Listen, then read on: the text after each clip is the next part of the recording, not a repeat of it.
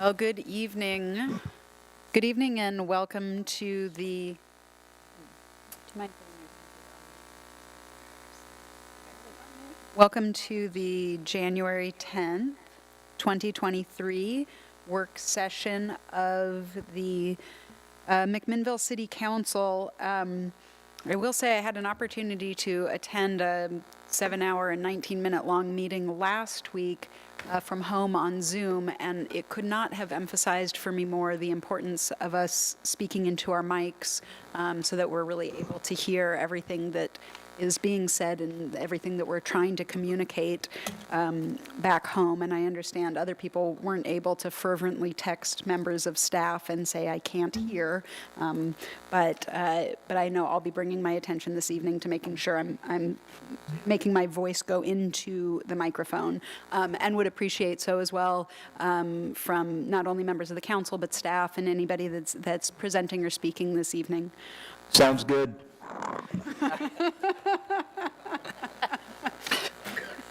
Thank you, Counselor, letting me know I'm heard. I appreciate it. So we're going to start with our work session this evening. I'm going to call on our Public Works Director, Ann Pagano, to introduce our topic and to introduce the Jacobs team. Our topic tonight, as you know, is the Public Works Administration Space Needs Analysis. I've also invited General Manager from McMinnville Water and Light, John Dietz, to talk to the council, as well as McMinnville Water and Light is also doing facility needs assessments at this time, and I thought it was very important for the council to be aware of those things as they're happening, not in tandem, but simultaneously. So thank you very much for coming. And with that, our Director Pagano, please. Thank you, Mayor Drabkin. I'll refer you to the packet for the staff report, which includes some background information about the project, if you've had a chance to review that.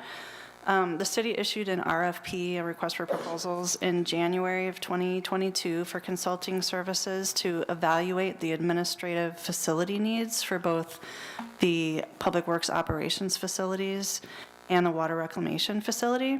And Jacobs Engineering was selected for this analysis, and the council authorized a professional services agreement on May 10th of 2022. So as far as the team, I'm the Public Works Director, obviously, and Leland Kester here, our Wastewater Services Manager, is the lead staff from the city for this project. And then joining us tonight also is Mike McCann from Jacobs Engineering. Mike is an engineer and a project manager with Jacobs in the Jacobs Corvallis office, and is the lead consultant for the project. And Mike will start with a presentation, and afterwards we'll take comments and questions. So I'm going to share my screen here.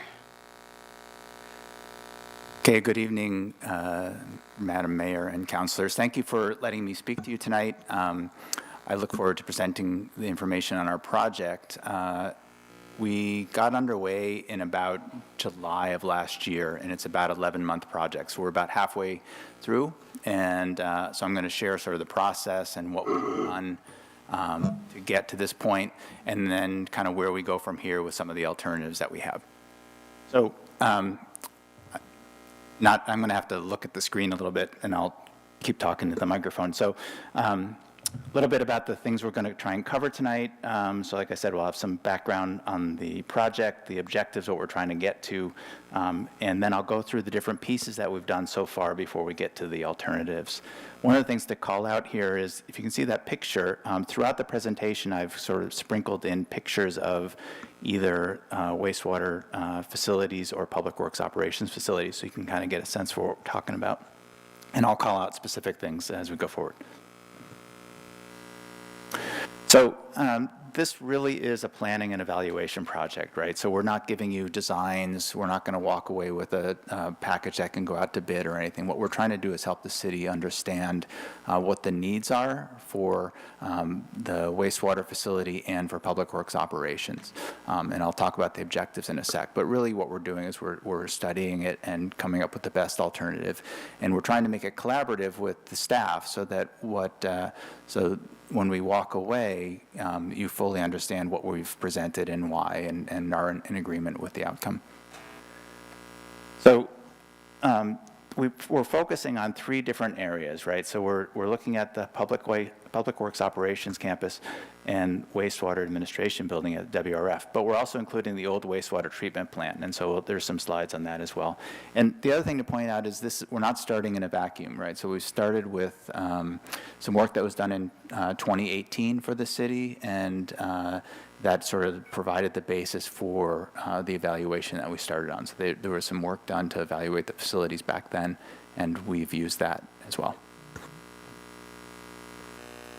So I thought it would be worthwhile getting everybody sort of oriented to the site. So if you see on the figure in the lower right, which is be the southwest corner, that red box is essentially the Public Works Operations Campus. It has Joe Dancer Park to the south of it. It has Water and Light to the east of it. North of the Public Works Operations Campus is the old wastewater treatment plant, and north of that is the Riverside Dog Park. So everyone should know where that's at now. The other red box in the upper right corner is the WRF facility, and the administration building sits in the lower left corner of that figure. And there, we zoom in later, but I wanted everyone to know kind of where this sits in the city. Okay, go ahead. So this comes from the RFP and our work plan. We really have 4 specific objectives. So the first 2 have to do with the WRF administration building and the Public Works Operations Campus. And it's a planning horizon. So we want to look at what we need to do to address those 2 facilities to meet staff needs for the next 20 years. I don't think this kind of project has been undertaken in a while, maybe by the city, and so we're taking a snapshot of where we are today. We're looking at staff needs for the next 20 years and what facility needs we think they're going to be for the next 20 years. So when we walk away, you've got a project that you can implement, and it'll get you far down the road. So a couple of things for the old wastewater plant, that's objective number 3.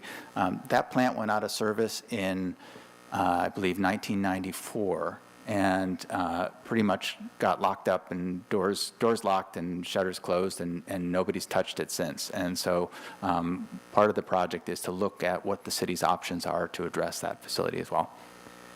And then the 4th objective, and I think this is a smart one, the city asked us to look at whether or not it makes sense to combine any of the facilities. So either combining Public Works Operations over at the WRF site, or the other way around, and see if there's any savings that can be made or improvements that can be made in service by doing that. And so we've included that as well.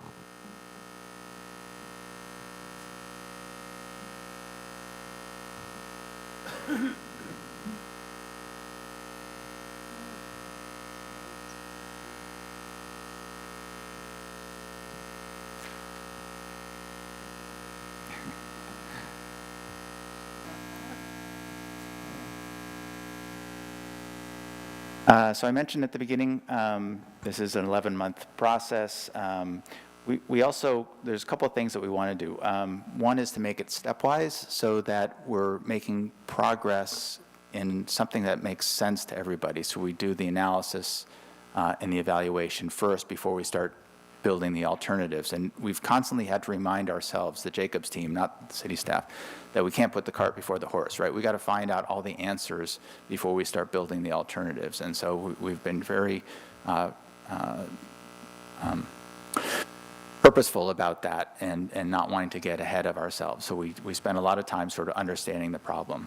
The second thing is we thought it was really important to involve the city staff in the process. We don't want to go away and create solutions for you without having everyone's input. And if there's one good thing that came out of the pandemic is that we learned how to do things well remotely. And so we've done all of our work in online workshops and have had staff access to those workshops. So anybody who wants to join is joined. We've had really good participation. And we're using a tool called Mural, which is like an online whiteboard. And so imagine yourself in a room with a giant whiteboard, but you're at home with your computer or in your office with your computer, and you can drop sticky notes anywhere on there on the whiteboard. You can move objects around, you can put notes in.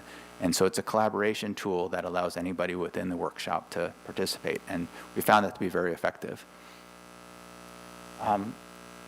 So the outcomes we're going to give you are alternatives that meet the city's objectives. We're going to provide planning level cost estimates to help you get down the road and work on the next steps. We're going to identify a preferred alternative. So we're going to, and I'll talk about that in a little bit, but we're going to walk away with what we think is the right alternative, and we'll give you reasons why. And then we'll help develop an approach to implementation. So now I'm going to get into some of the results, and I'm happy to take questions as we go, but we also want to hold questions at the end. That's fine as well. We started with site planning, and so just high level, the WRF facility is outside the UGB and the city's property boundary, or the city boundary, and it's on city-owned property in Yamhill County. The operations site is constrained on two sides by floodplain and Joe Dancer Park, by electric substations, one by Water and Light, one by BPA on the west side, and then to the north by the old wastewater treatment plant. We did look at whether or not we could put Public Works operations on the Water and Light property, and we just don't feel like there's enough available land there that we would start impeding on Water and Light's operations, and I don't think it would be a benefit to anybody, but we did look at that. So we got into space planning, and so there's a couple things to point out here. In the space planning work, we talked to the supervisors and the leads. We got an idea of what all the work entailed and sort of what stuff there is, so big equipment, vehicles, that sort of thing, bulk materials. So we needed to account for where everything had to be stored. And then we tried to understand the work, and so what space was needed for people to do the work. So I'll make something up, but like the sign shop at Public Works Operations, the sign shop takes up so many square feet. You got to have the equipment to make the signs, and so we accounted for all of that. And then we had to look at the number of staff you have currently and the projected staff growth for the next 20 years. So we put all that into a program that we use, and what the results are shown in the bar graphs. And so you've got a couple different things. The blue bars are the current space allocation. So that's the current condition. That's what you have now for these different parts of the operation. The orange bars are what we think you need for the next 20 years. And so this one is looking at wastewater. So briefly, the administration functions stay about the same. We don't think you need a whole lot of additional space for that.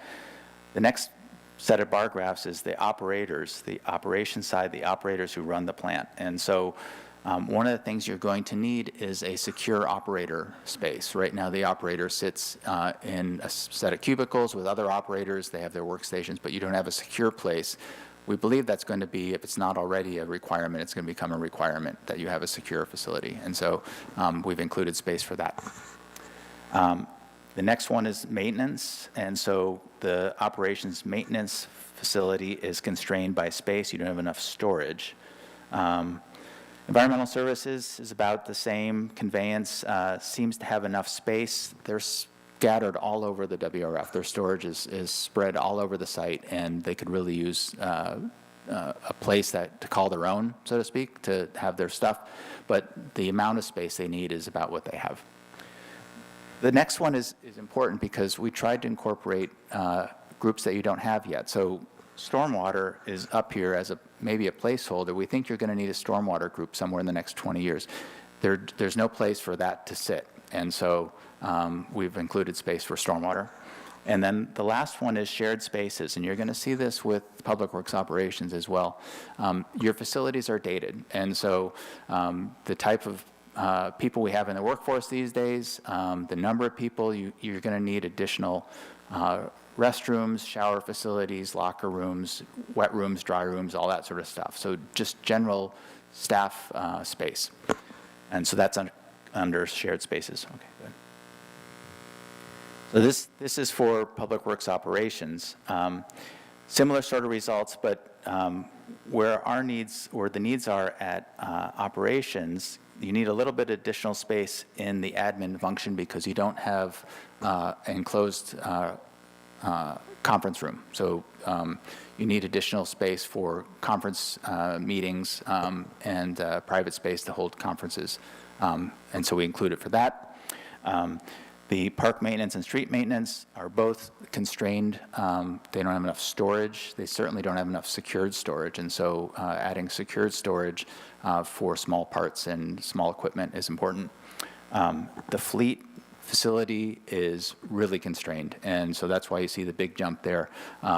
They are overloaded. They've got, I think, a couple of bays that can work on equipment, but they're everything, all their space is taken. They're just still storing stuff outside because they don't have enough storage space inside. And then shared spaces is what I talked about before. So you need additional staff space for lunchrooms, in their case, meeting rooms, and then lockers and showers and that sort of thing.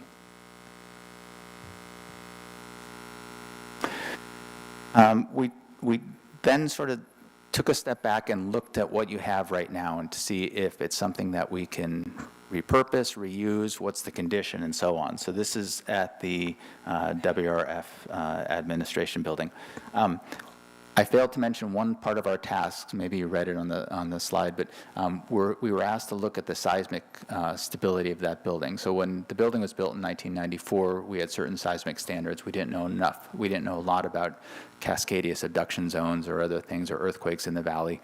And things have changed. And so as part of this work, we were asked to look at the what it would take to upgrade that building to meet current seismic standards. And so the good news is that that building was built as a structure that has a, for lack of a better term, exoskeleton sort of thing. It's a structure that can be completely gutted and renovated on the inside and will withstand up on the outside. So it'll be pretty easy to make seismic retrofit. We think it's going to be necessary. We don't know exactly what. We're still doing the calculations, but we think you'll be able to do that fairly easily. The HVAC and the water systems are shot and should be updated. I talked about the secure operator space and site facilities that need to be made improvements to. The laboratory is in good condition, so we don't think a whole lot needs to be done there. But in general, you need more storage space. We have more stuff, and especially more secure storage space would be good. Over at the operations campus, the administration building needs to be replaced. So it's a modular prefab that was brought on site in 1994 to be a temporary building. It's 25 years later, more than that, and it's still in use. It has dry rot, the roof is leaking, it doesn't have adequate conference rooming, so it needs to be replaced. The campus water system also needs to be replaced. It's an old galvanized system.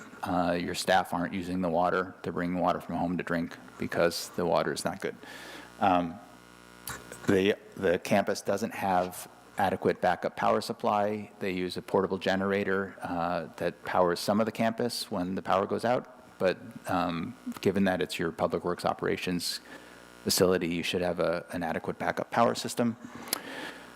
We talked about meeting and training spaces. They have a lot of storage, so the pole barns, I call them, but the big storage sheds, we think can still be used. The roof needs to be repaired, some of the siding needs to be repaired, but generally they look sound. They're not secure, and you're having a problem with theft out there, so we need more secure storage, but overall you can use those structures for storage in the future if you do some repairs. And I talked about, the last bullet talks about the increased security measures. We think there are improvements that can be made to the security system. We heard from staff that they have to lock things in the vehicles or inside the buildings because there's just not adequate fencing. There is a fence on the perimeter, but folks can get through that or over it, and they do. So we're going to look at increasing security as well. I wanted to talk a little bit about the old wastewater plant. This is just the photo that shows some of the different features. There are parts like in the foreground on the right side, that's the pre-screening facility, and that pumps sewage over to the wastewater plant. That has to stay. Beyond that, where you see the vehicles and anything beyond, is the old plant, and that can all go. We were asked to look at that. Go ahead, Ann. There we go. So as we took a look at it, it concerns us that it's an attractive nuisance. It is somewhat secure. Again, it has a fence around it, but it's not entirely secure. If somebody wanted to get into the site, they could pretty readily. And you've got water in structures that, like the clarifiers that were there in 1994, they're still there. And so as part of this work, we were asked to look at what it would take to remove it, and it's substantial. So the cost that we shared to completely remove all of the structures and give you sort of bare ground is about $10 million, and so that's significant. We looked at partial removal, which means knocking everything down into the holes and sort of leaving the substructure there. That only cuts about half of that out of there, so you're looking at about $5 million. So it's a substantial cost. We think that there's an alternative that will allow you to add security measures to better secure that site, and then work piecemeal at sort of addressing the highest hazards, or as you want to redevelop the site, taking different parts of it as you go, and that may be your best alternative. But as we go forward in this project, we're going to look at what can we add for security measures, and then what would those costs be. I think that's fine, yeah.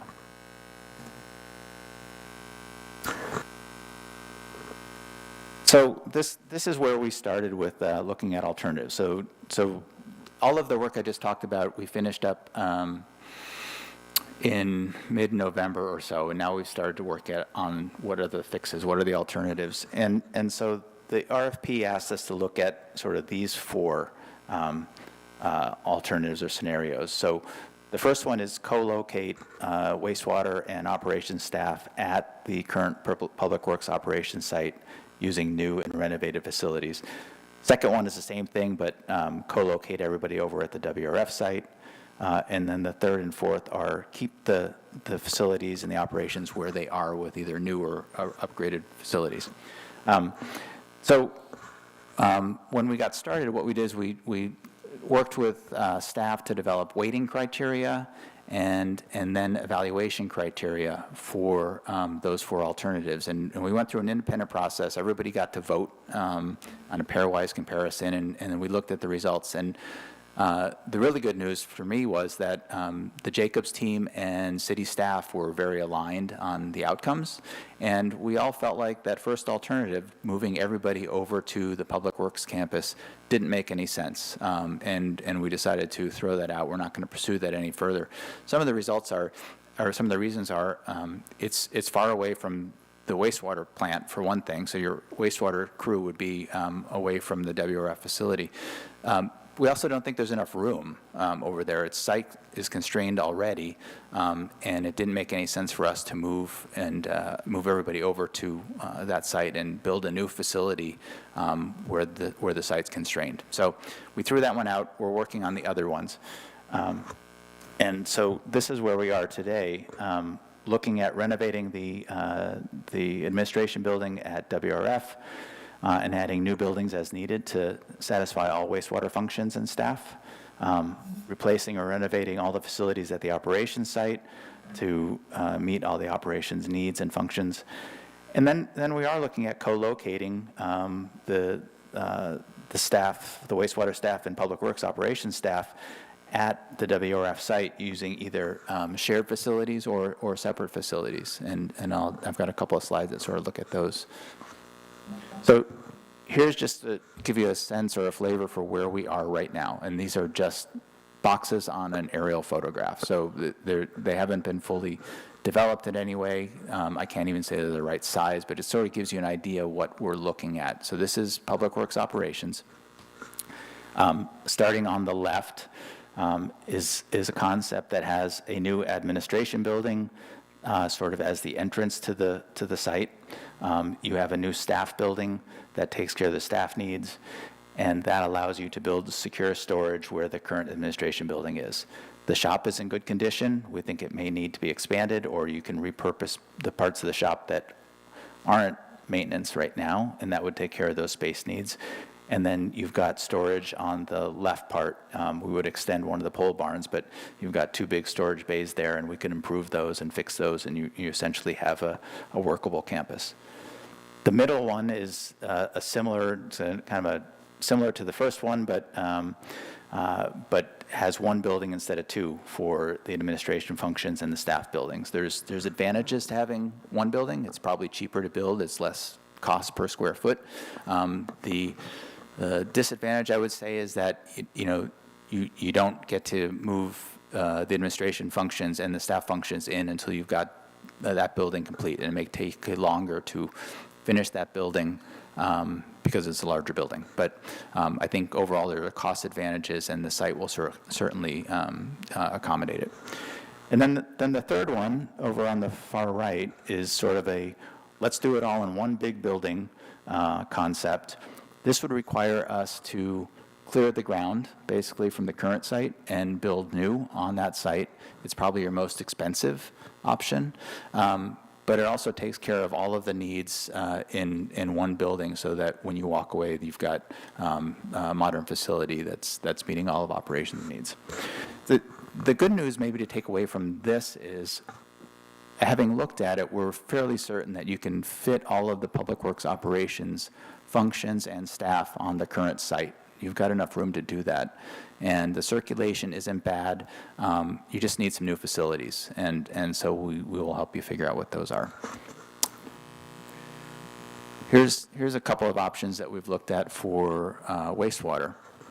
So again, the issues here are you need new staff facilities, and you probably need some more maintenance shop. And everything else can sort of be fit into the existing building. So, these are two variations on the same theme, but the alternative on the left builds a new staff building, and so that would have sort of lunchroom, break room, locker rooms, showers, restrooms, everything that staff needs to work their day, and then everything else stays in the existing building. The alternative on the right is sort of flips that. You try to contain everything within the existing building, and you build a new shop. And so I just happen to plunk the shop down there on the lower right of the site.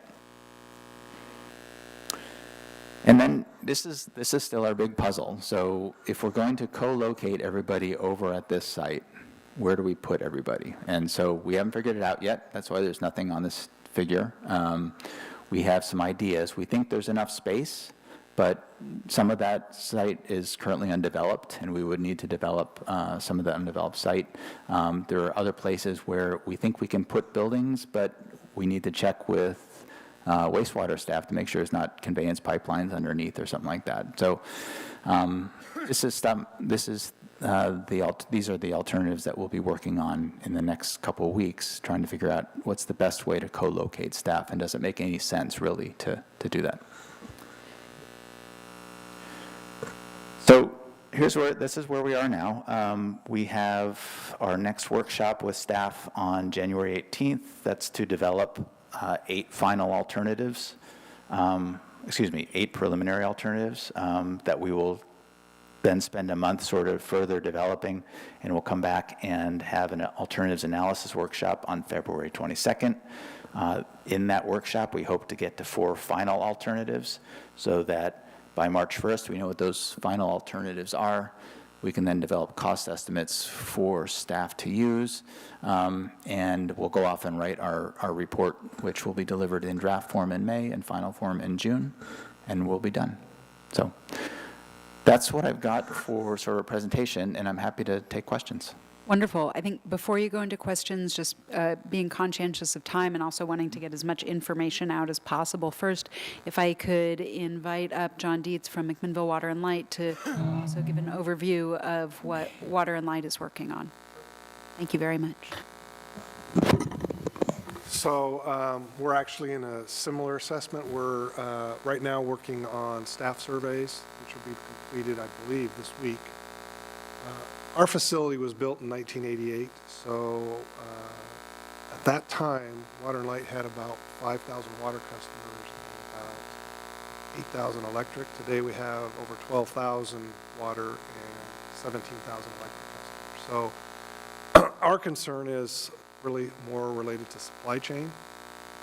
In the last year and a half, we've probably doubled the amount of inventory we can now carry, both electric and water, because of those issues. So our storage is, actually our warehouse is undersized now. Part of our plan is to look at doubling the size of the warehouse. I have staff right now that are sitting in conference rooms. So we're actually looking at expanding our admin building. We're actually building an additional building. And we're also looking at our maintenance building because our vehicles are now larger than those actually fit in the building due to the, just over time, everything has grown in size. So that was one of the reasons why we actually started looking at this is we're just actually outgrowing our facility as far as the building footprints.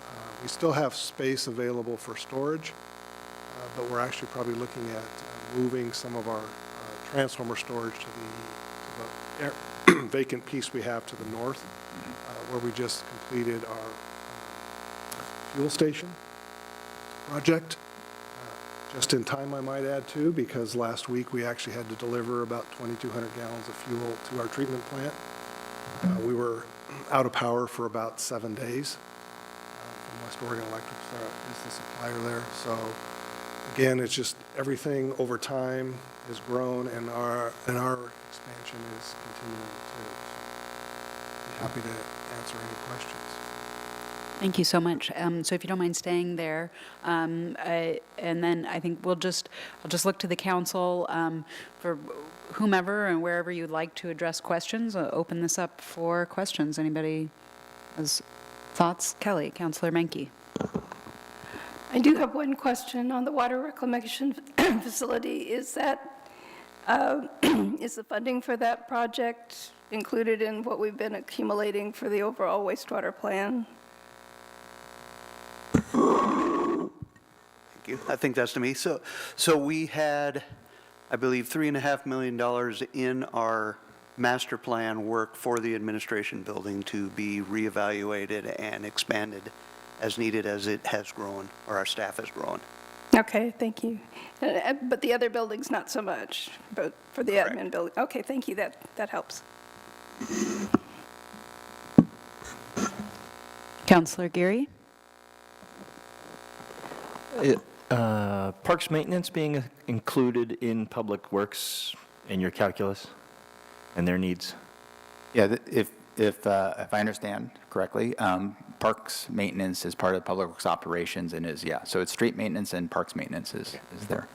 And then are you making a needs assessment for now, or are you making a needs assessment for a future horizon and you know, growth needing 4 more dump trucks, 8 more mowers, all that kind of stuff? Both. It's easier to say, what do you need now? So, and then you have to look into the crystal ball and sort of make a projection. So we've tried to do that. We've looked at sort of growth trends over the last couple of years and projected them forward. Also looked at how other municipalities similarly have grown. So I don't know that I probably feel good about the next 5 years. I wouldn't say that I feel really good about what it's going to be like in 20 years, but we're making our best guess. And then you had the slide of how we're looking at the wastewater treatment facility and other growth options there, and our real estate transactions with the potential future fire district. Are we incorporating what we can and can't do with property and areas out there for that training facility that may or may not be as easy to access as it is now if the district gets created and has their own leasable space? I am not aware of that, and we haven't thought about that, nope. Okay. To me, the fire training area is just a spot on the map, so I don't know anything about the property. Okay. It was just in your, just the Google image you had, it was a prominent section of potential usable space, and I'm imagining that won't be usable space for us. I've looked at it as, and asked that question, and yeah, we're not considering it usable space at this point. That's all my questions for the moment. Thanks. Thank you. Council President Garvin? Yeah, thank you for the presentation. Definitely exciting. When I first did my tours of Public Works, when I got on council, that building was by far the most deteriorated, and that was 6 years ago. So glad to see we're undertaking this effort. Back to the slide Zach just mentioned, there was a couple pole barns down in that lower left-hand corner that I think maybe sewer scope, like wastewater trucks parking there. Is that kind of part of this whole picture too, putting another barn there, or we're just talking about the red box around the Google image, because that wasn't quite included in there? Okay, were you talking about the conveyance shop building that they have next to the police evidence storage building? Oh, maybe that's what it is. I didn't know one of those was police evidence. Yeah, that's the end of our wastewater land right there, actually. Okay. And then the property to the north of the drill tower site, or yeah, the training site for the fire department, is that usable land, or is that land we have to have set aside for like leach field type stuff for the new mercury outlay we talked about a few months back? No, I'm assuming that that's usable land, yeah. Okay. So, and back to the other one, so there's two buildings sort of on the other side of the street. One is the conveyance building, and then the other is police evidence building. And so we did consider the conveyance building and their needs as part of this evaluation. Okay. And third question is back to the 3 slides of kind of the different perspective facility outlays. Will all 3 of those designs still allow for kind of circular traffic like the current layout does, so staff isn't having to waste time backing up a bunch to do a 3-point turn with big equipment? Yeah, that's a really good question. So the first 2, where we're trying to use existing buildings, certainly would preserve the circular traffic pattern. The third one, I wasn't able to show it on the schematic we had, but essentially the shop bays would be drive-throughs, which is something that we heard that they would like, and so that way you don't have to ever back up as you're working on your vehicles, and that would also, you'd be able to circulate through the yard that way. It would be more problematic, and I say this from experience from other sites, similar sites. In that situation, you would have shops up against the interior-exterior wall of the building, so facing the inside, the courtyard area. And so there would be a lot of backing and so on there. People would need to back in and out of those spots. So there'd be less circular pattern. But they seem to like that, so they could back their trucks right up to their shop, for instance. Okay. Yep. Thank you. Yep. And Councilor Payne? In the water reclamation facility overview, does it include the improvements to the building that the lab is in and like the treatment process? It just includes what I'm calling the administration building that has the lab in it. We didn't look at any other buildings on the site, so it's just that building. And We have a separate master plan that's looking at that. Thank you. Councilor Geary?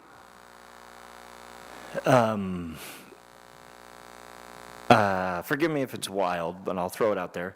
And I, in my garage, have a wood shop, and I wouldn't want my neighbor to co-locate his amateur carpentry operations in my garage wood shop to save 2 guys from building a wood shop, 2 people from building a wood shop.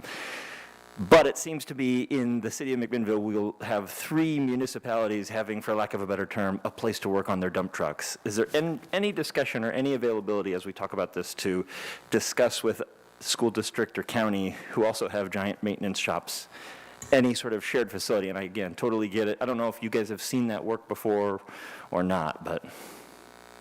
Well, and if I could tack on to that before you answer, and, you know, I mean, also, we have, in the room, we have leadership of two different, you know, these two organizations who are in similar process at very different points in time, who are neighbors, who work together a lot, and have some similarities therein as well, which of course is part of my, you know, not very hard to find thinking on this in terms of when we are looking at things like our fleets, it's not only these other outside governing bodies, but also this governing body that also has a fleet of its own and facility needs such as things like shops for large vehicles and things of that nature. So it ties in. I'd just add that to your question. Yes. So for the first part of that, I'll answer as far as the conveyance shop, that is actually just storage bays for their equipment. The street department, their shop actually services all of our vehicles out at wastewater. All our vehicles go over there for servicing. All of wastewater's vehicles go over to our Public Works conveyance shop for servicing. The Public Works operations. Public Works operations, okay. Correct. And so our shop that we have at the WRF only is for servicing the plant equipment, motors and drive gears and whatnot, and it's specifically tailored to that function and not really a serviceable bay for vehicles. So that's kind of what we have shop-wise at the WRF, and that's why our vehicles go over to Public Works operations for servicing. And if you don't mind, could you kind of address that thinking as well? And I know that nobody can really, there's not a specific answer there to be had. And as Councilor Gary said, you know, combining locations is much easier said than done, but I'm kind of curious about the broader scope of potential opportunities. Neighboring, abutting properties, some secure, some not. Water and Light's earlier in its planning right now, so it doesn't really have the same direction about necessarily where a future facility may be located, whether that's in the same or a different location. So it's a little premature, but at the same time, the timeline that we're on with the city, if we get to the end of that and we don't stop and pause and ask some of these questions right now, then the opportunity to have those conversations will be missed, so. Right, and even if it's something, exploring something like pulling up stakes from our current Public Works facility, in total, we come up with the space elsewhere. You know, could you guys use that space in your expansion needs? It's right across the way. Is that a nice fit, you know? Yeah, so some of the, you know, for us, maintenance vehicle, you know, we have just different vehicles. I mean, we're doing bucket trucks, so we're doing, you know, our trucks have to be tested every year for insulation. And when I mean insulation, I mean the dielectric strength of the truck. The truck is actually part of the protective system for the linemen. So, you know, we have, you know, those different requirements, but going back to your point about, you know, well, could we expand that way? I did talk to Leland about future, one of the things that we would be looking at is potentially expansion of the substations in that area. Because that would be something that would probably happen in the future at some point. But the other thing for us is we do have the property to the south. There is some flat area on that property, maybe an acre or so that we can expand that way. And then we have the other, that property kind of goes through that creek area, and then there's another flat area on the other side. But that piece is pretty inaccessible, except from, you know, Joe Dancer, and of course that goes to Brooks there, and you have the issue with the, that can flood. You don't have access there, so in reality, the only really expandable piece of property we have is directly to the south of our existing facility, which is probably only an acre that we can grow in that way. But we have enough property right now to do our next expansion. If we get beyond that, we're probably going to have to look at doing something different. I don't really see us in the next 20 or 30 years having to get beyond our footprint today as far as the physical property. Where we would be looking is future expansion of both the EPA substation and our substation. Would be the biggest piece that we have. We are looking at some type of future water treatment plant to the south along 3 Mile Lane in that area someplace. We actually are looking at that plan right now too. And we would actually have to build a substation at that time as well over that area. So for now, I think our site is large enough. And the other thing for our site is security. So we'll actually be looking at, we actually have dollars in our budget for actually improving our fence line and actually replacing the existing fence we have with something that we cannot cut through, because on the south side of our facility, our fence has been cut at least 4 times in the last 5 years, and people getting access into the facility that way. Most of our equipment is stored, securely, but we do have a small amount of fuel that we store, wire, fittings, aluminum. There's materials that are stored outside that we have concerns about that people have tried to steal in the past. So we're actually looking at changing physically the fence that we actually have in the facility because of those reasons. Thank you. And I don't know if Councilor Geary's question related to conversations with either the county or the school district about sharing locations or... I haven't had those conversations. I don't know about anyone else on the team here.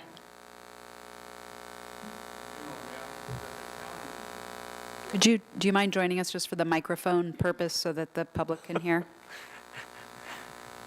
Thank you. I do know that the county just recently built that in their new facility, so I don't think they're going to be in a position to do much. Honestly, don't know what the school district does. I think they farm out most of their maintenance. They, of course, wouldn't maintain school buses, but they have a pretty limited fleet. They don't know the type of equipment that we have. Councilor Geary, did you have anything else on that? No direct questions. It just seems like lots of circles of influence and operation that if there's a Venn diagram overlap, that would be opportune to approach it, should be done as part of this process, and that would be my suggestion and request. Additionally, not limiting your sandbox to only the current public works and current wastewater. It seems like if we have other places that we can get creative and entirely free up the public works spot that we currently have and make do, I mean, there's lots of exciting dominoes that you can have when we start talking about this kind of stuff. So not limiting ourselves to those scenarios. And all of a sudden, 8 potential scenarios become 16, so I get it. But, that'd just be my suggestion. Thank you. Any other councilors have questions or comments at this time? Councilor, Just a question for Director Padano. The consultant mentioned a 20-year timeline for needing, kind of going from 0 to something bigger for wastewater staffing. And I assume that was tied to the new water temperature requirements. Is that? The 20-year horizon? I think 20 years is just a common practice for a master plan and for space planning. Sorry to interrupt. I'm specifically meaning there was one category of employee or use or need that seemed to be tied with that. Oh, the stormwater. Stormwater. Yes. Yes, so that's something we'll be talking to you more about in the near future. And we've talked to you a little bit about the TMDL for the mercury. And we are looking at potentially a stormwater utility to cover fees related to stormwater and the TMDL requirements. So that would include additional staff for storm maintenance and permitting, or, could be engineering staff required as well. So yeah, that's what that's about. So I'm trying to get a sense, just aligning the need with the timing of when we're going to need to staff up with when the rules are going to get promulgated.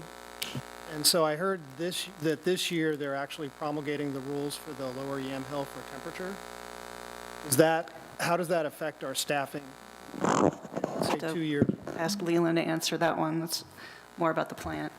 So with the temperature TMDL, that just, I think I got emails on it the first of this week, that actually isn't affecting the Yamhill until they're establishing a committee in 2023 to start looking at it and then having the rules in place by 2025. So that is something that our master plan that we are going to be working with Jacobs on as well for the wastewater treatment facility is going to be addressing. Right, yeah, I mean, what I read is that they're going to have the draft rules in 2023 and then the implementation by 2025. So it seems like that's the timeline that we have. Yes, and Jacobs is also working with this master plan on our NPDS permit, which is scheduled to be renewed in 2024, so kind of in the middle of that. So we should be kind of in line to see what those new temperature rules are going to do to us and how it's going to affect our facility. Thank you. Adam, did you say that the Public Works was the most deteriorated building in our inventory? Yeah, of like first eyesight, when I did my tour, I went through every department head. I met Mike Bissett out there, and we toured that 6 years ago, and it was like, if I had a screwdriver, I definitely could have poked holes through a wall. And So- City Manager Towery, in our facilities assessment, does that fairly line up by your recollection? Sorry, Councilor Peralta, I didn't mean to cut you off. There certainly were, I think, 5 structures that fell into the no return on investment category. That was among them. Sort of like asking somebody to pick your least favorite Beatles song. I think in any given day, there are a number of facilities that you'd have questions about. So, and in terms of specific costs associated with the facilities assessment, you know, the larger facilities have the largest gaps, and that's where some of the really large dollars are. David, I don't know if you can kind of reflect on a high-level response about sort of where the operations site fell in terms of gross dollars needed? Well, the administration, what I would call our administration building would be fairly low because it's a fairly small building. But in terms of what's called its FCI, the Facility Condition Index, it's one of the lower ranked buildings. It's kind of similar to a pavement condition index, lower the number, the worse you are type deal. It's just an objective rating. It allows you to compare City Hall to Civic Hall to John's facilities. It's an objective rating scale, that's all. Okay, thank you. So it sounded like we have $3.5 million in set-asides in capital for wastewater and sewer. This is for Leland. What other kinds of funding, for the consultant, what other kinds of funding mechanisms have you seen to cover these sorts of capital costs?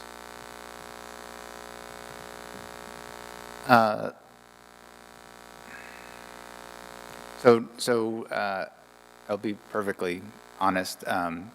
This is not my background. This is a really fun project to me, but I haven't done these kind of projects before. So, and so I haven't been involved in funding. But I will tell you this: we've, as a company, spent a lot of effort trying to find federal money because, as you know, there's a lot of federal money out there right now. We're trying to help other municipalities find federal funds for projects like this. And for instance, the old wastewater treatment plant. That's a substantial burden that the city's going to have to face at some point, and we think we can help you find some federal funding that will help you address that need. And that doesn't answer your question directly, but that's probably what I can offer right now. Your thought is there'll be some, as these requirements are implemented, there'll be some kind of matching federal dollars that we can go for that'll cover at least a portion of the cost. Is that what I'm? Are you referring to implementing like the TMDL? Yeah. Yeah, I don't know anything about that. I can't help you. All right, well, thank you Yeah. very much. Thank you. We're going to go to Councilor Geary and then Councilor Payne for the last question. Well, I just wanted to kind of close in summary. I'm excited about the project and the effort and the results. I think specifically, David, in your public works operation, not only is it in a critical need for investment, but especially not only in the times where we desperately need you guys, like in the freeze and the thaw and when stuff goes wrong, it's time we invest in that facility to put the charge behind you that reflects the appreciation we have at those times. And for far too long, your crews have taken care of stuff when it really counts. And I'm excited about putting a good investment We in are that. too. We're really grateful for the opportunity to look at it. Yeah, so I hope the council stands ready at whatever comes out from Public Works to get behind it and put that investment behind the men and women that take care of the city in those really unseen ways. And so I think good civic pride is a Public Works department that reflects that. Thank you, Councilor Payne. Thank you. I'm just inquiring about the cost to raise the old treatment plant, the old treatment plant. Is it because of like chemical issues, lead-based paint, asbestos? Okay, for the nod, Leland. Yep, there's certainly some of that. So we think you've got hazardous materials stuff, lead, mercury, asbestos, the PCBs, all of it. But it's also a lot of concrete. Those structures are above ground and extend down below ground. And so just knocking down, hauling off concrete and bringing in clean fill and regrading is just going to be substantial as well. So it's all of that. And it's a lot more than any of us expected it to be. So I said this in my presentation. I think there are ways that we can address it step by step and address the greatest risks first. And that's probably the way to go. Wonderful. Thank you. Thank you for coming in. Thank you to additional members of Public Works. Thank you, General Manager Dietz. We appreciate all of you coming tonight and helping educate the council as we move forward. And let's see. I don't think you need any specific direction from us this evening, so with that, I will close the work session at 6:56 p.m. and we'll take a 3-minute break and come back for the 7 o'clock City Council meeting. Thank you so much. Thank you. Recording stopped. What was that?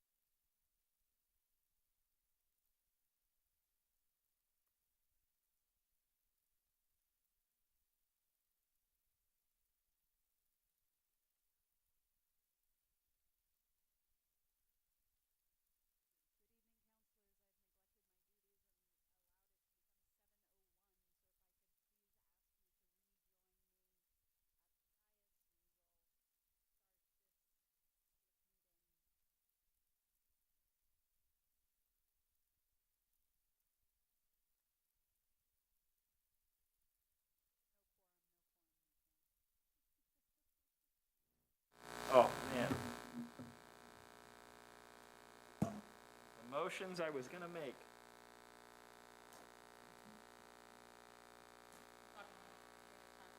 Huh? A different time. We can pass through our legislative agenda.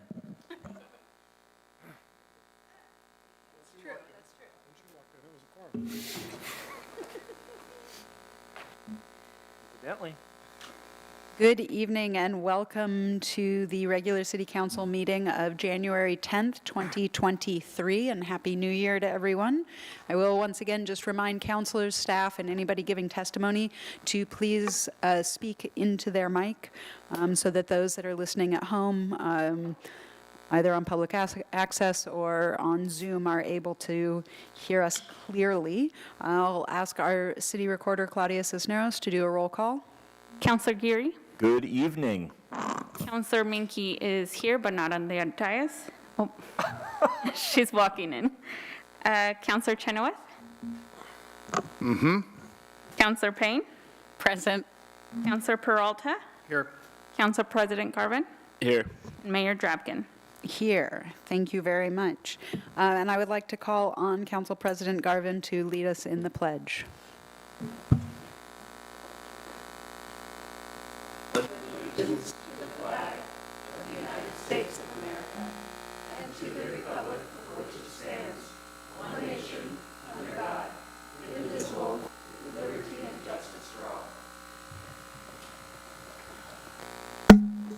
Thank you very much. And we are now going to administer oaths of office, and I invite our municipal court judge, Arnold Poole, to join us. And we will first be swearing in Councilor Sal Peralta.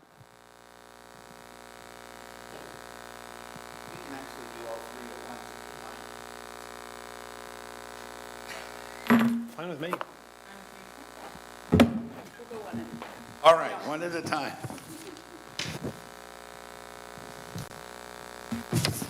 I usually get one by the swear.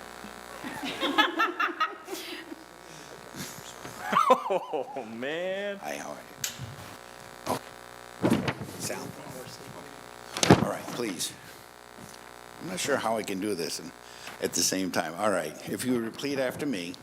I, Sal Peralta, I, Sal Peralta, do solemnly swear or affirm do solemnly swear that I will support the Constitution that I will support the Constitution of the United States and of the state of Oregon, of the United States and state of Oregon, and that I will, and that I will, to the best of my ability, perform the duties of the office of Councilor to perform the duties of office of the city of McMinnville of the city of McMinnville during my continuance therein, during my continuance therein. so help me God. Congratulations. Thank you.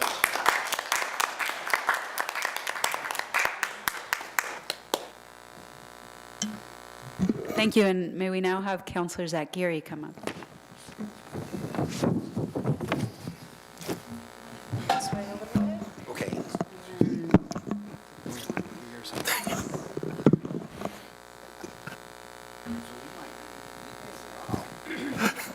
Okay. Short people. Okay, it works.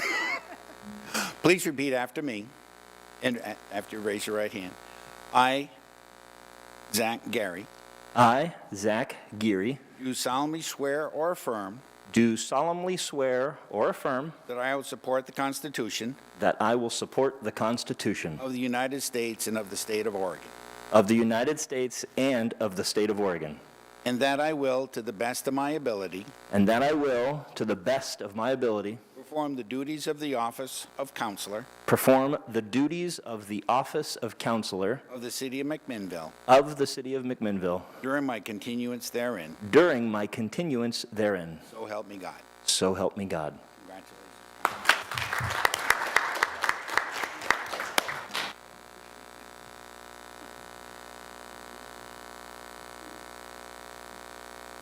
Councilor Payne, already on her way. Somebody else going? You're up. Here and This one's at my height. oh, yeah, this, all right, if you'd raise your right. It was. Facilities manager now. Thank you. Thank you. Would you raise your right hand? Which you've done. Please repeat after me.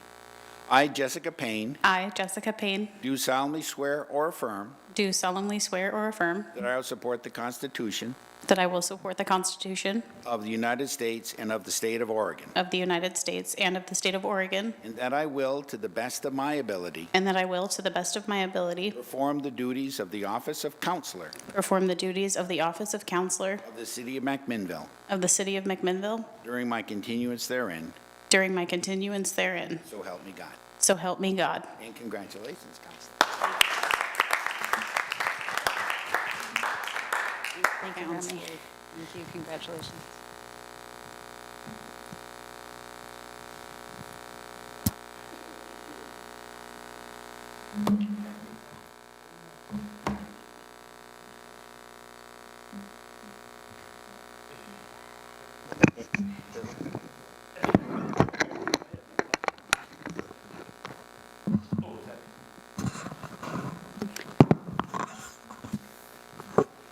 Thank you. We will now continue into the election of our council president.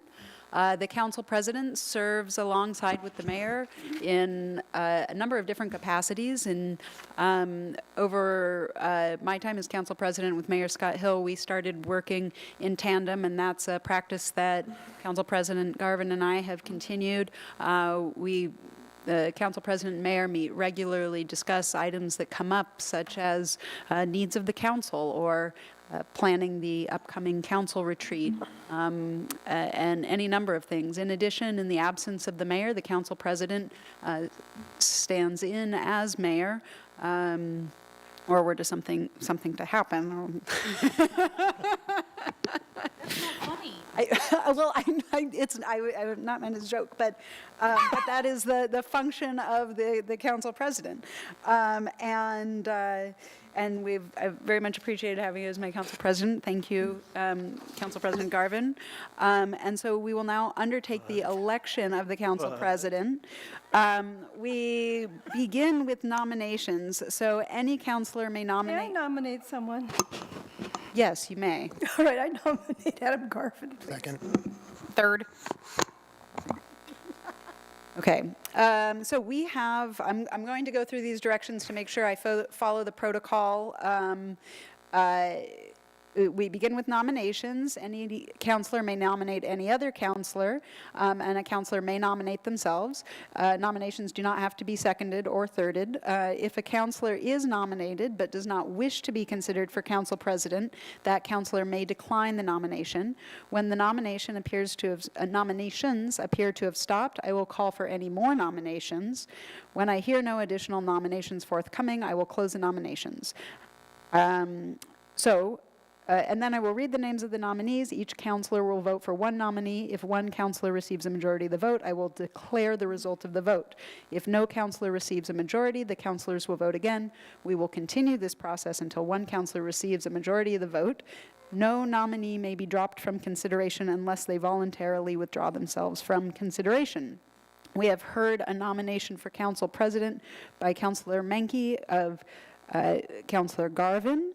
Are there any further nominations? Hearing none, I declare the nominations closed. Adam Garvin has been nominated for council president, and I would now ask our city recorder, Claudia Cisneros, to take each councilor's vote. Councilor Geary, Garvin. Councilor Minke, I'm sorry, Garvin. Councilor Chenoweth, Garvin. Councilor Payne, Garvin. Councilor Peralta, Garvin. and Council President Garvin. Present. Present. I now declare Adam Garvin the council president of the city of McMinnville by a vote of 6-0.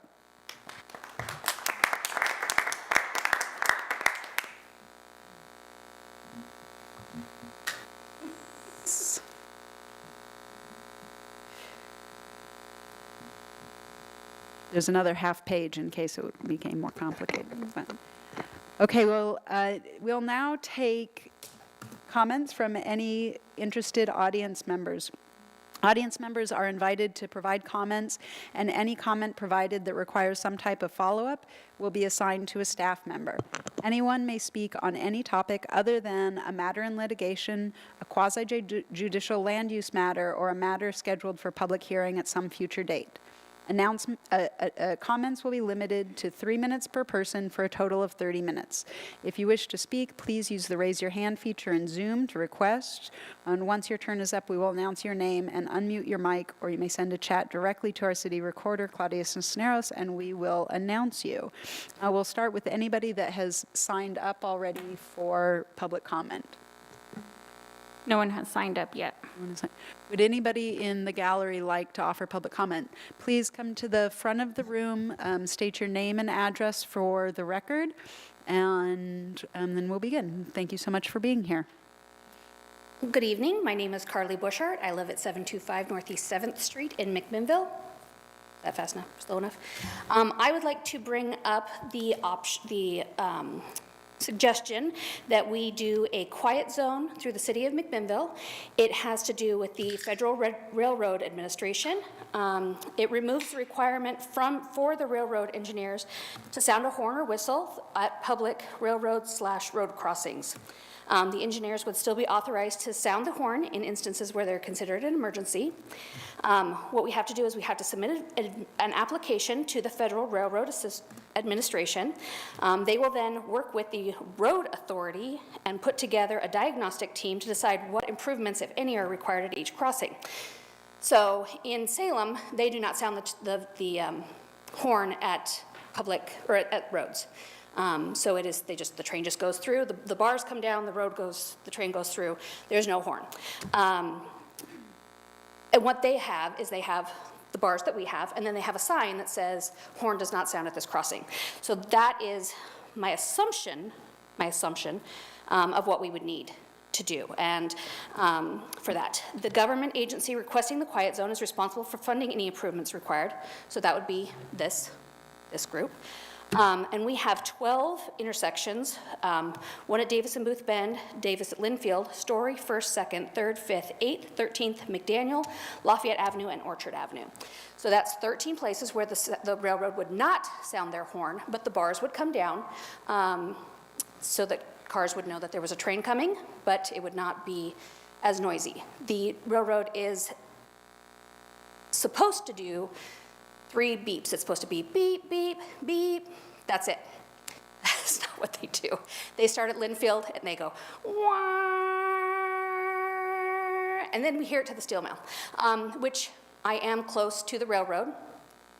It is something that we have been for 21 years now, and is not, it's fine, but I also know that we live next to the grain station, that area, grain area or whatever, and the spas there. A petition came around a couple of years ago, and they had hundreds of signatures on it to bring it to you guys to not have the horn sound, and nothing happened from it. So I don't know what happened to it, but I would like to bring it back to this. I tried to get the application to print it out.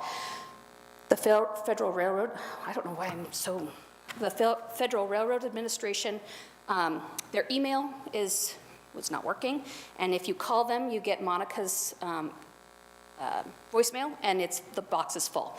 So I could not go any further from there. I don't know who Monica is, but she probably hates that that's their number that's on the website. I got this information from Oregon.gov, and that's what I would like. Thank you. Could you provide a copy of the information you have to our city recorder? This terrible handwritten thing? Sure. Yeah. Thank you. Thank you. Thank you very much. Would anybody else in the audience like to provide public testimony? Mr. Davis, please come up and state your name and address for the record. Mark Davis, 652 Southeast Washington Street. I'm going to speak on behalf of my wife, who hates the sound of the train going by our house. We live about 100 feet from the railroad, and I totally support what she was asking for. Thank you. Thank you, Mr. Davis. Is there anybody else in the audience that would like to provide public comment or testimony this evening? Is there anybody on Zoom that would like to provide public comment or testimony this evening?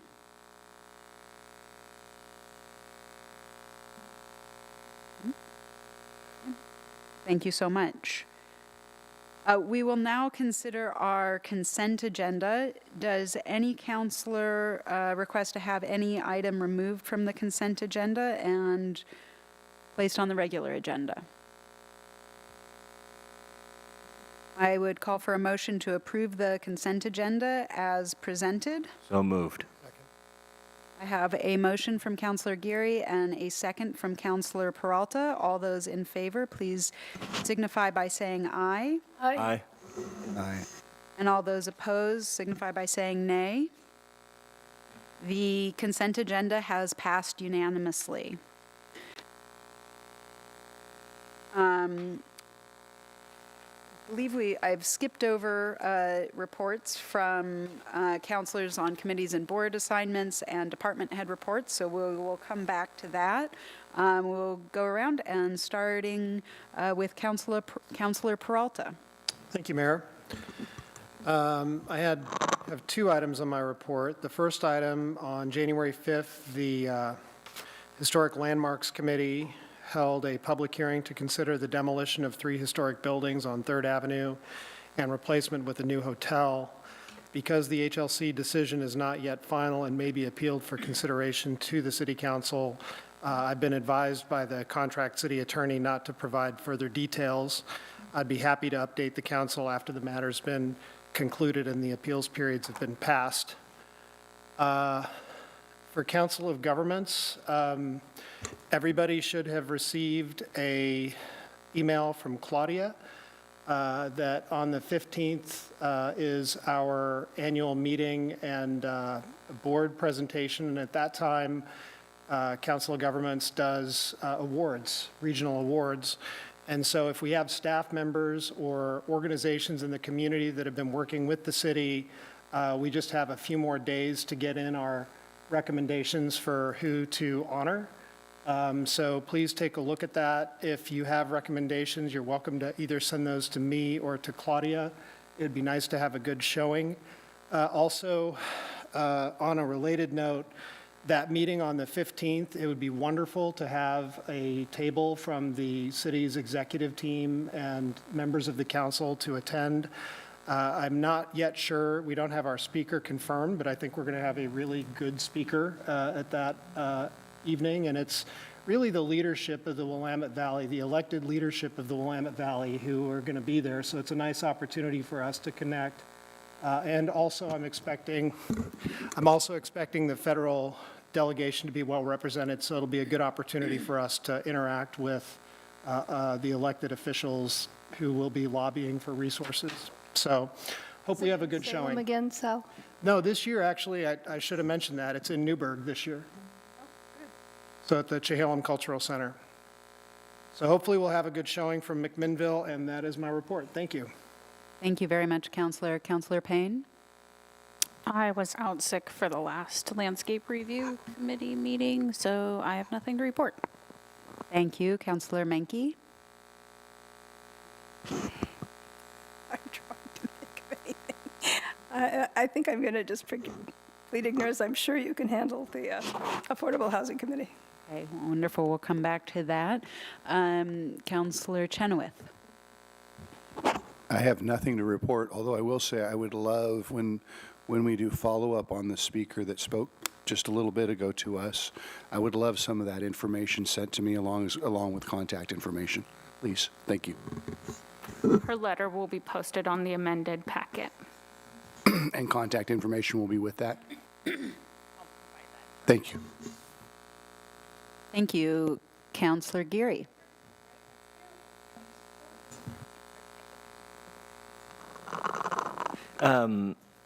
Updates, MURAC was going to meet tomorrow. Now we're on for February 1st. DEIAC will be meeting this Thursday. topics are, and other themes on DEI, aside from normal meetings, is appreciate that we're integrating some of that into the council retreat process, and the DEI committee, as well as myself, thanks you.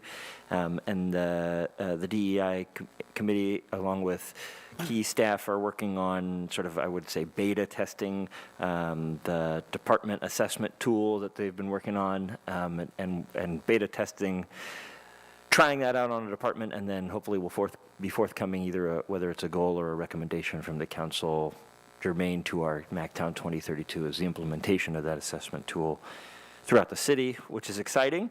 Parks and Open Spaces Master Plan continues to chug along, including a very valuable survey you should take part in and push out to your networks. You could find that survey at www.mcminnvilleparksplan.com.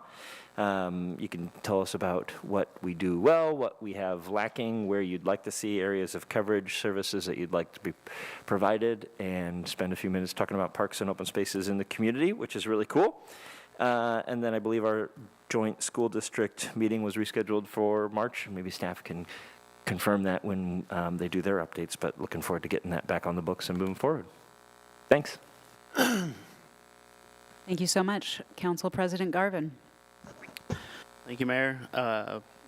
Airport Commission, we met last week, and before our next Airport Commission meeting in March, Willie, our airport administrator, will be doing some hangar inspections, just making sure that, things of aircraft nature are out there and not drums of race fuel or RVs or tractors or various other things. We've taken testimony over the years that get stored out there that aren't airplane related. So he's working through hangar tenants and reaching out to them and trying to be real proactive about communication is his goal, and then make this more of an annual thing moving forward. As far as YCOM goes, we met today for the first time in a couple months. We got briefed on some legislative bills that among the initial scrubbing of the 819 pre-session bills that were filed and got released, there was a few that piqued YCOM's interest and also kind of piqued mine from a city perspective. There's a House Bill 2494, which, if passed, looks like it would authorize an additional TLT related tax of up to 3%. It would have to go before the voters, but that tax would have to be utilized for law enforcement and emergency services. So definitely going to keep an eye on that. And then there's also talk of 50 cents per transaction line to stand up a 988 coordinated crisis service system, basically a mental health and suicide prevention hotline like 911 is. Currently 911 is funded through $1.25 per phone line. So this 50 cents will give some capacity to that. There still is some gray area of if that 50 cents is going to partially be clawed back out of that $1.25 or if it'll be an additional 50 cents per line. So look forward to tracking that through this legislative cycle. And I think that's all that really would directly affect our citizens from the YCOM perspective. Fire district wise, the chief, Union President Godfrey, and myself are really ramping up our presentations for that. We have our second public hearing with the county on Thursday morning. Pending that vote goes well, that'll be the last step really before it could go on the ballot with a ballot title. There still is a ratification step after it was to pass in May that the county would have to do, but this is kind of the last check mark for getting it on the ballot from the county perspective. So that's exciting. And then we have presentations. I have one Thursday night before our council retreat dinner with McMinnville Manor Mobile Home Park, and at least 1 to 2 a week, basically from here on out so far. So. Councilor Garvin, I'm just curious. I sent you an email last week, and I was wondering, are any of those dates going to be usable? I will have to get back to you on that. Thank you. Soon, please. And other than that, we have our briefing next Wednesday, the 18th, for polling information. So if you can't attend in person, be sure to Zoom in, because we will start the discussion on what to do with that taxing authority of the $1.50. And I would like that to be a very open dialogue and make sure all councilors have their voices heard in that process. So look forward to that. Thank you. Thank you so much. Well, you left off where I was going to start with the Budget Committee meeting to discuss that the taxing authority, and we really want to get that information out and have the public participate in that. We're intentionally having those meetings now so we can start having a very open dialogue with the community far in advance of that vote. I wanted to also touch back, and of course not expand on Councilor Peralta's report, but just take a moment to acknowledge the 7 hour and 19 minutes that the volunteers of the Historic Landmarks Committee spent in public hearing to make sure they were able to give due process to the materials that were in front of them. And I'd like to thank city staff as well. It was a very long but very thoughtful, meeting, and so always thanking all of our community volunteers. But I wanted to especially call out the Historic Landmark Committee for their time and dedication of last week. We, as previously mentioned, are looking forward to our council retreat this upcoming weekend. Council President Garvin and I have been working with city administrative staff to plan this over the last many months. We will be engaged in council retreat activities from Thursday evening through Saturday. The training starts Friday morning at 9 a.m. at the fire department, and goal setting will continue on Saturday morning at 9 a.m. at the police department. And I thank very much my counselors for their participation and the staff for their time in helping prepare this as well. I'm very much looking forward to the time overall. We were informed a few days ago that, also previously mentioned this evening, but that Senator Wyden and Congresswoman Salinas are going to be coming to town for a town hall. Unfortunately, that time was set during our council retreat. I did respond and ask if there was any possibility of moving that time, and there was not. So we did have some additional conversation with their staff, and this is a town hall that is really geared towards the public. There wasn't intending on being an elected officials Q&A time anyways. I say anyways because I've let them know that the council is not available because we have for many months already been planning this council retreat, and that needed to go forward without interruption. A couple of other things. The council, in addition to council retreat at the end of the month, will be attending City Day at the Capitol. I think most of us are signed up to go. It will be a great opportunity to meet with our legislators and talk about our legislative priorities at the city of McMinnville. And we have put together a number of legislative priorities where we're going to be going and making very direct asks of the legislature to inform and educate and how they can help us help our community through fundings. We're talking about a host of opportunities, projects that are ready to go, but for the funding. And those are both city projects and support for local nonprofits, and they touch on a number of areas.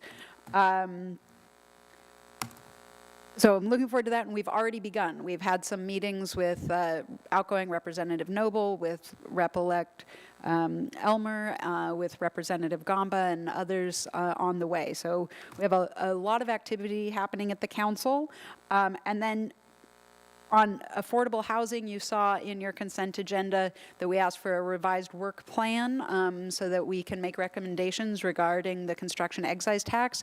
So at our upcoming affordable housing meeting, the subcommittee that's working on CET recommendations will be presenting that to the committee as a next step in bringing those recommendations to council. And then I also wanted to let the council know that our lead city administration, our city manager and city recorder have secured an outside firm to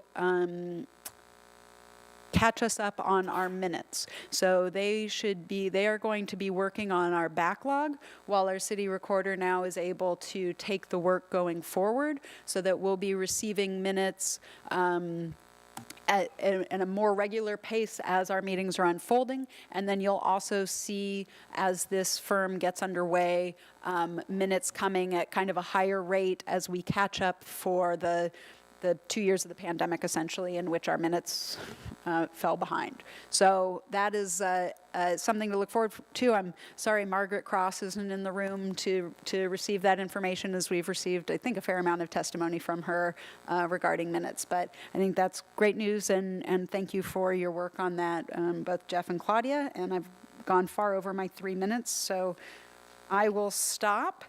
And as you all know, resolution number 2023-03 was removed from the agenda tonight.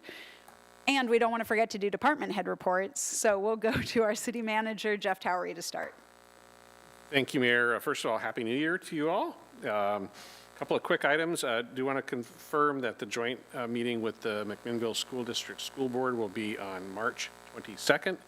The date of your normal Wednesday work session in March. And then finally, let you know that we currently have scheduled interviews for the vacant city attorney's position for January 20th. You should be seeing an invitation later this week to join us at the meet and greet as part of that process. And that's all I have to report tonight. Thank you, Mayor. Thank you. Public Works Director Ann Pagano. Nothing to report, thank you. Thank you. Our Community Development Director, Heather Richards. Nothing to report. Thank you. Parks and Rec Director, Susan Muir. In case you missed that webpage address to go take the survey, www.mcminnvilleparksplan.com. This is a really exciting time, and actually the survey is it's a new piece of technology that we're using through the consultant, where it's actually a geographic-based survey where the community members can actually move things on the map to say where they'd like to see new in different parks, tell us where they live and work, and really give us feedback in a different way. So over the month, you will probably be getting tired of seeing that email or that webpage address and seeing the outreach, but we hope to saturate the community so we can get a lot of involvement in it. And on the next step for you all on the Parks Master Plan will be an SDC work session on February 28th. How long is the survey open for? Remind me.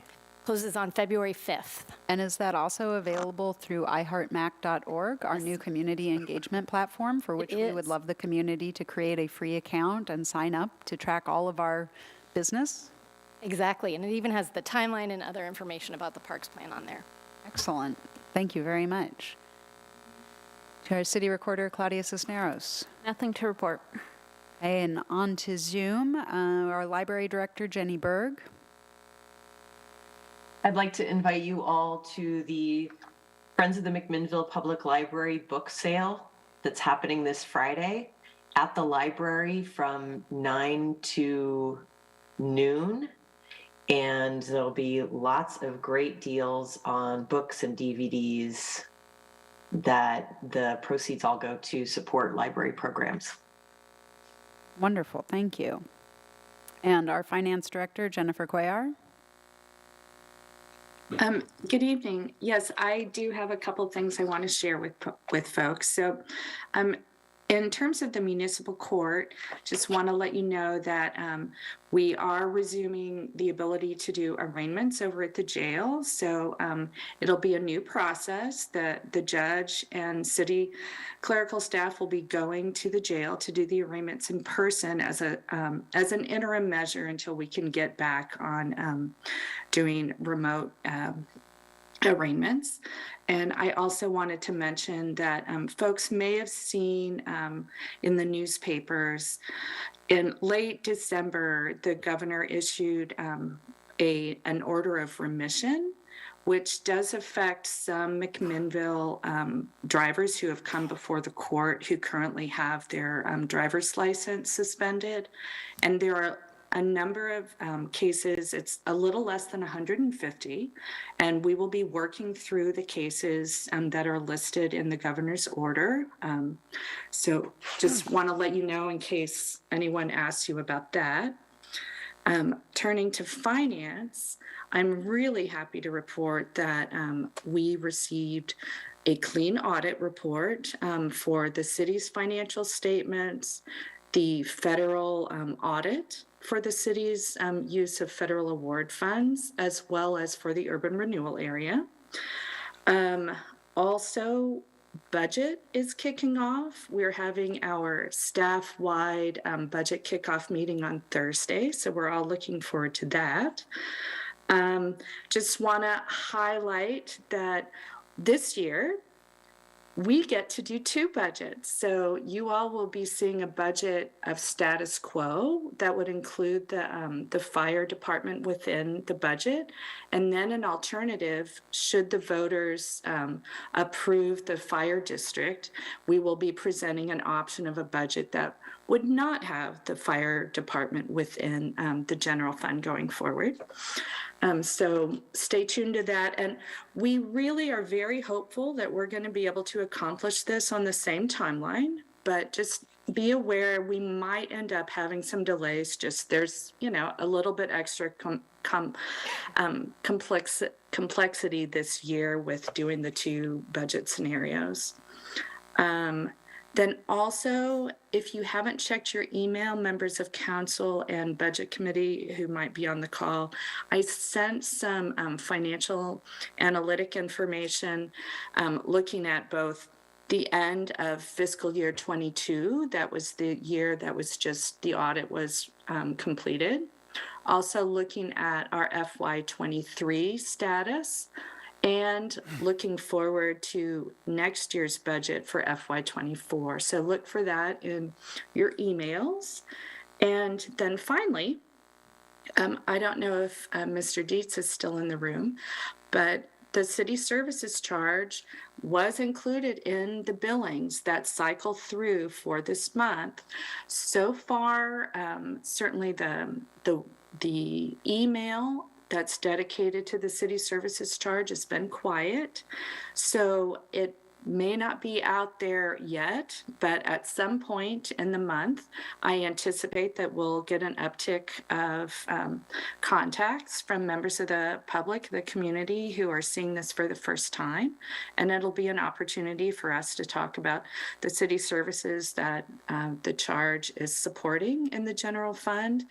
And if folks have technical questions about either the multifamily rate or for getting low-income assistance potentially, there are contacts available through iHeart Mac, as well as just the standard city website that you can direct people to. So, sorry, that was kind of lengthy, but those were the items I wanted to share with you tonight.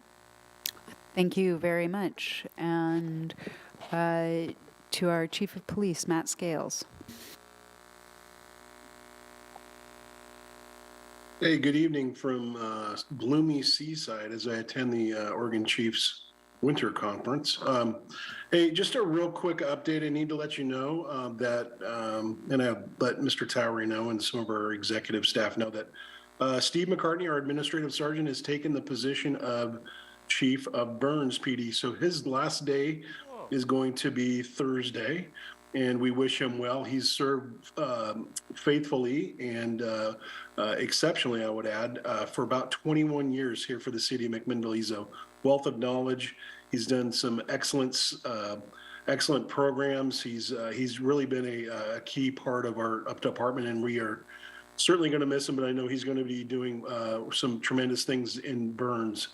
And then I would also add, as I send these weekly memos or communications from Officer Height.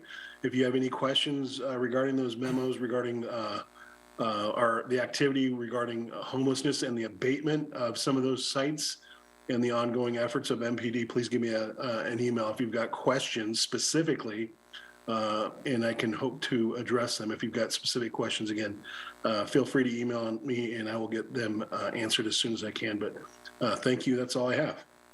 Thank you, Chief. And I'm sure there are others on the council as well who really appreciate the weekly updates. They're very helpful, especially with communication in response to communication that we receive in. And to our Human Resources Director, Vicki Hedges. Nothing to report other than to say that the city attorney interviews, you'll be receiving the invite for those probably tomorrow.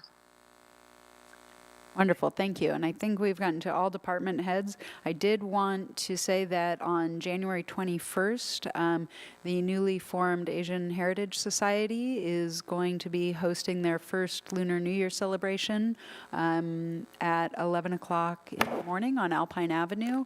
And I was honored to be invited to open those celebrations. The holiday was first observed in McMinnville by Chinese American residents 150 years ago, and the forgotten history is going to be remembered, and will be a celebration that they hope to continue every year from here on out. With that, I will now adjourn the City Council meeting at 7:42 p.m. And City Council will be going into executive session in the conference room.